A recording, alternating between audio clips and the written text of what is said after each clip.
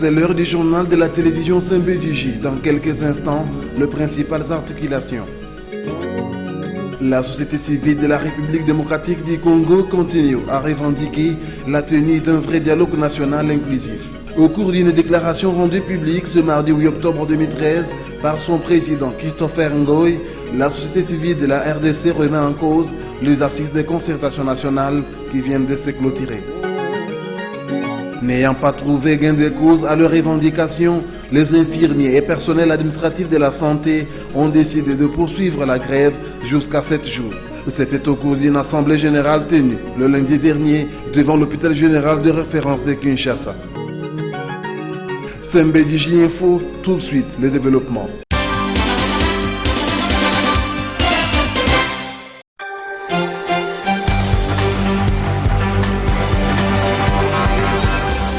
La salle de conférence de Romeo Golf a servi de cadre à la cérémonie de lancement officiel additionnel des projets de renforcement des capacités en gouvernance. C'est sous l'égide du ministère de l'Intérieur, Décentralisation et Affaires coutumières, conduit par Richard Mouyège. Le lancement de ces projets vise a priori l'amélioration de la transparence et de l'efficience des finances publiques dans les niveaux national et provincial. La distribution de ces ressources congolais au profit de sa population demeure l'ultime objectif que le gouvernement congolais s'est assigné à travers le lancement de ces financements additionnels, estime le gouverneur de la province du Sud-Kivu, Marcelin Chicham. Je voudrais remercier ceux qui nous ont précédés dans la province et qui avaient déjà mis en route le projet PFCG. Et on ne voudrait pas s'arrêter en si bon chemin. Nous sommes en train d'essayer l'expérience du budget participatif, ce qui permet à toutes les ETD et à la province de réfléchir sur son budget en tenant compte des réalités de chacun. Ces programmes de renforcement des capacités sous le gouvernement connaît également l'appui de la Banque mondiale qui ne cesse d'accompagner l'État congolais dans l'amélioration des conditions de vie de la population. Le ministre de l'Intérieur donne le lancement officiel de ces projets. Richard Mouyège a mis les vœux de voir aboutir ces grands projets sur les financements additionnels pour l'amélioration des conditions de vie du peuple congolais.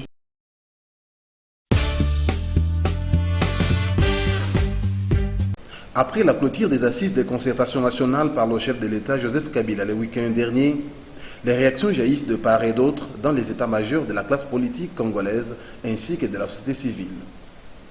La dernière en date est celle de la société civile des ONG œuvrant pour la paix à travers son coordonnateur Jean-René Swedi, qui salue à sa juste valeur l'issue favorable des concertations nationales. Donc les concertations ont donné justement cette opportunité de découvrir certaines personnalités qui ont la volonté, parce que le chef de l'État n'a pas la possibilité de connaître tout le monde. Je crois que grâce à cela, il a découvert certaines, peut-être à travers leurs contributions. C'est une bonne chose, nous avons besoin de la paix, nous devons aider tout le monde à pouvoir contribuer à la reconstruction du pays et surtout au rétablissement de la paix. C'est ça la bonne gouvernance que nous avons prônée à travers notre boîte à images. Nous avons souhaité une gestion participative de l'ensemble de la population, l'ensemble des acteurs. Donc, à notre niveau, nous avons salué cela. D'autre part, l'honorable Basile Olongo, député national de l'opposition, parle d'une simple réunion de la majorité présidentielle et ses alliés qui n'a rien apporté. Que les concertations ne vont rien donner pour le peuple congolais. Je pense que vous êtes témoin et vous avez suivi avec attention que les concertations ont été organisées pour servir des béquilles à ceux qui sont au pouvoir et aussi que ceux qui sont allés comme concertateurs se servent. Où est l'intérêt du peuple congolais? On vous a dit que les concertations étaient organisées pour pouvoir amener la cohésion nationale, que les Congolais regardent tous dans la même direction, afin d'empêcher des agressions répétées à l'est du pays.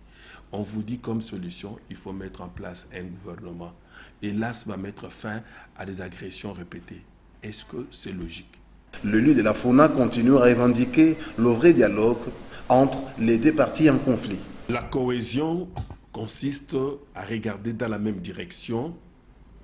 La cohésion, c'est on la recherche avec les gens avec qui vous ne mettez pas d'accord. Dans ces pays, il y a des personnes qui ont prêté serment. Le président Kabila a prêté serment. Tshisekedi a prêté serment. Il faudrait chercher à ce que le président Kabila, le président Tshisekedi, qui représente chacun, la population congolaise, Tshisekedi avec ceux qui l'ont élu, le président Kabila également, qu'il puisse regarder dans la même direction. Lorsqu'il regarde les deux dans la même direction, nous tous alors, on va voir les choses dans le même sens. Il ne faut pas prendre que le président Kabila prenne sa classe politique, son groupe là, le groupe qui s'est réuni au Palais du Peuple, pour dire non, nous avons créé la cohésion. Mais non, la cohésion c'est entre les gens qui sont en conflit.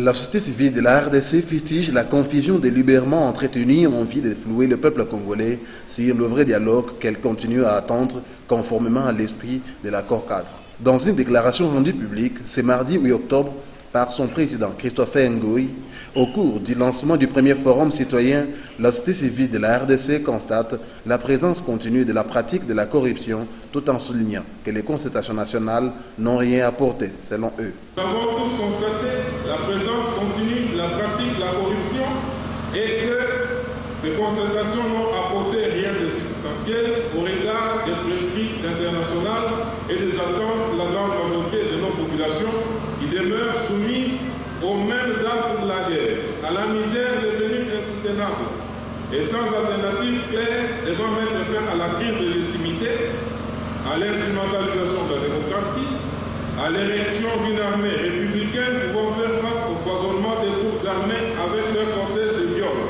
La société civile de la RDC rappelle toutes les forces sociales à demeurer dans la droite ligne des aspirations profondes du peuple.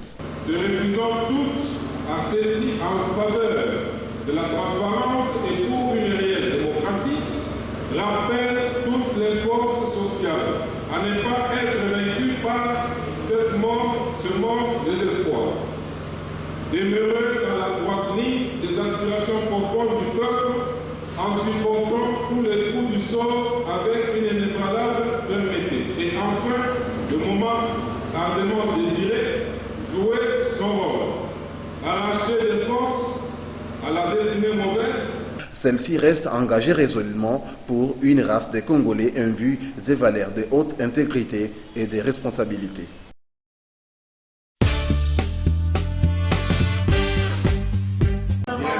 Le monde entier a célébré ce lundi 7 octobre 2013 la Journée internationale du travail décent.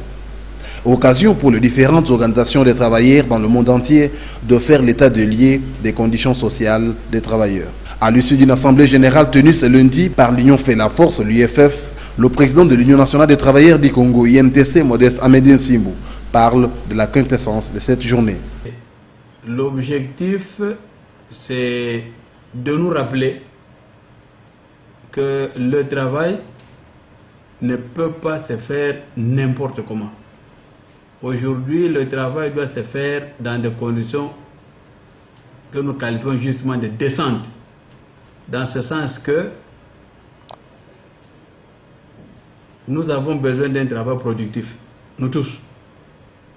Parce que le travail productif, c'est lui qui nous permet de mettre à la disposition de la société et de nous-mêmes ce dont nous avons besoin pour vivre. Mais ce travail productif doit pouvoir nous donner une bonne rémunération pour nous permettre de faire face à nos besoins essentiels. Le président de l'UNTC a émis à cette occasion quelques recommandations avant de déplorer l'issue des concertations nationales non favorables pour les travailleurs congolais. Donc au lieu que nous puissions mettre nos moyens à la disposition de l'économie, créer des entreprises pour occuper tous ces nombreux frères, ces nombreuses sœurs, tous ces parents qui sont en train d'attendre du travail, parce que tous n'ont pas la capacité d'en créer, au lieu de prendre tous ces moyens et les mettre dans le monde économique pour que ces moyens deviennent plus prospères, qu'ils créent, qu'ils génèrent des emplois, nous passons tout notre temps dans l'activité politique. Bon. Tout ce que j'ai noté, entre autres, c'est que un aspect auquel En tout cas, on n'a pas tellement fait allusion, c'est la mentalité. Les agents non immatriculés, les non payés, les sous-payés, l'exclusion sans motif valable, tels sont les mots qui rongent les travailleurs congolais et qui nécessitent une attention particulière des employeurs.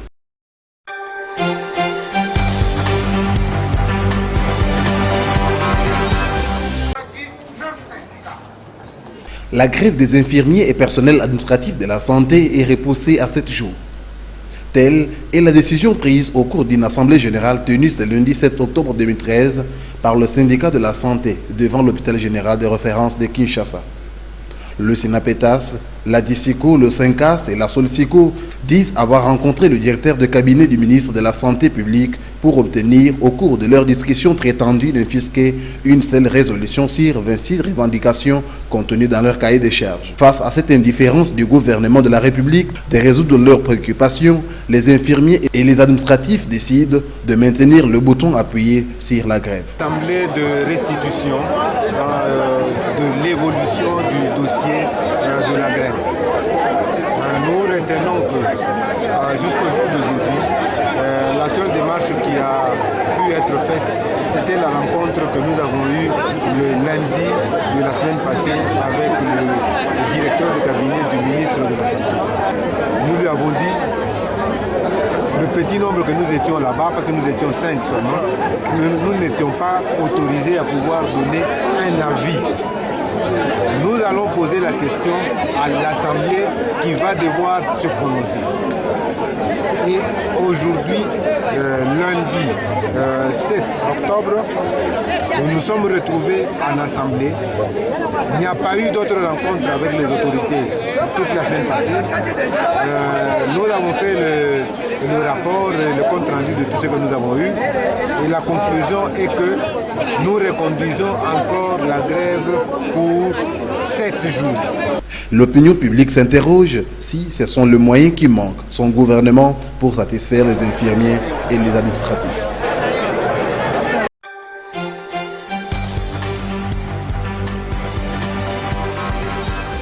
Après la destitution le 3 juillet de leur leader et président élu à la magistrature suprême, l'arrestation de plus de 2000 de leurs membres, la saisie de leurs biens et l'interdiction de leurs activités, les frères musulmans ne s'avouent pas vaincus pour autant. Ils continuent de défier les nouvelles autorités militaires en Égypte. Et si le contexte semble défavorable, certains analystes estiment que la confrérie reste une fine stratège.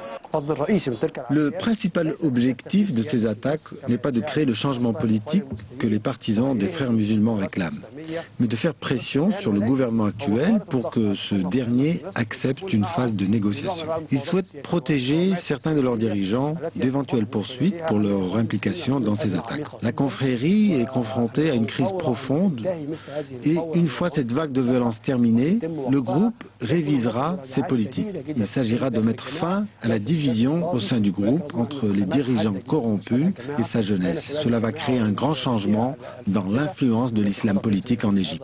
Cette stratégie commence à payer. Même si de nombreux Égyptiens n'adhèrent plus à leur courant, d'autres reconnaissent qu'ils ne sont pas responsables de tous les maux de la société et qu'ils sont aussi des citoyens égyptiens. Les frères musulmans ne sont pas à l'extérieur de l'Égypte. Ils font partie du peuple et nous ne pouvons leur jeter la pierre. Nous ne pouvons continuer à dire que ce sont les frères musulmans qui ont provoqué tout ce qui arrive. Il y a des événements antérieurs et nous n'avons jamais dit que c'était la faute des frères musulmans. Même si le calme est revenu en ce début de semaine au Caire après les nombreuses manifestations de ce week-end, les frères musulmans ont de nouveau appelé leurs partisans à poursuivre les manifestations.